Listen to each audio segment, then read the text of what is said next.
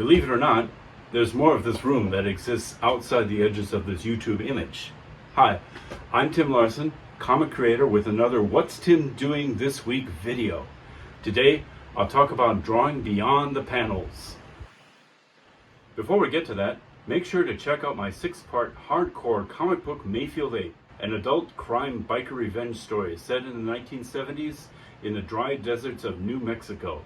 17-year-old Calvin Ryder gets in serious trouble when he agrees to participate in a backroom drug deal that goes wrong.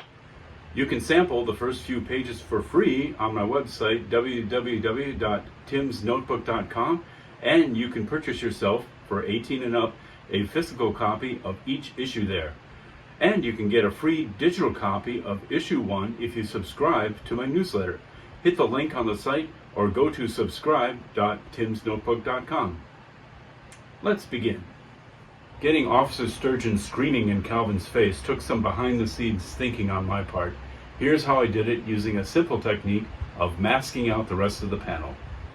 Okay, so here is a good example of drawing beyond the panels. I'll throw up a quick screen grab of me using the camera on my laptop, being the bad guy, aggressively getting in the face of my hero. He's an evil state trooper named Gene Sturgeon. He's telling off the hero of my story right in his face. And the hero of my story, Calvin, is holding a shovel. I'll be drawing that in shortly. Like here's the shaft and head of the shovel. The mock-ups of me posing in the positions of these two characters will tell you more. And if I peel this back briefly, you see here's what the panel's going to have. I left a little bit of room for the word balloon. And here's the two characters. Their faces pretty much are telling the story. And then when I mask this off, and here's what I'm talking about with working beyond the panels, you can see how I'm thinking, all right, where does his legs go? How far is the ground? Ground's pretty far down because his legs have to go down. He's leaning forward, but he's not kneeling. He's still standing on the ground. So then my character is emerging up from the hole that he's digging. Okay? And by being able to draw beyond that, if I wanted to, I could even go crazy with this. I could add more paper and just keep on going if I needed to. But I think this is good enough. And this really, really helps a lot in getting the important part here,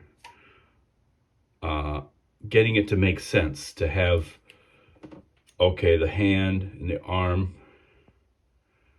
where does the elbow hit, connecting the wrist to the body. His elbow is off the panel on the side here, but that's okay because I'm drawing the whole body. And it's a little workaround. I suppose digitally you could work up an image and then stick it into the panel if you wanted to. Or digitally you could erase, and hide. You could mask off the rest of it and keep on drawing. So I guess there's a way you could do that way. But if you're working old school like I am with pencil and paper, this is a real good way to get it working. And let me show you the step-by-step process of creating this. It's really, really simple. Just need a sharp X-Acto knife and a hole puncher and a scrap piece of typing paper.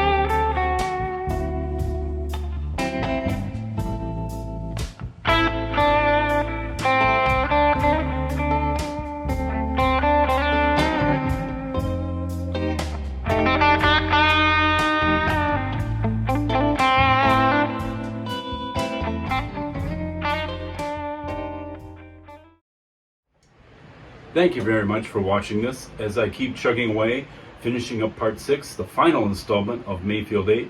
Be sure to hit the like button and subscribe to the What's Tim Doing This Week series, where you'll be the first to know when a new video has landed.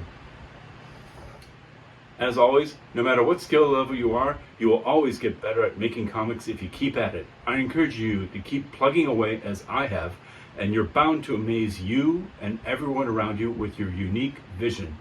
See you next time. I'm Tim Larsen.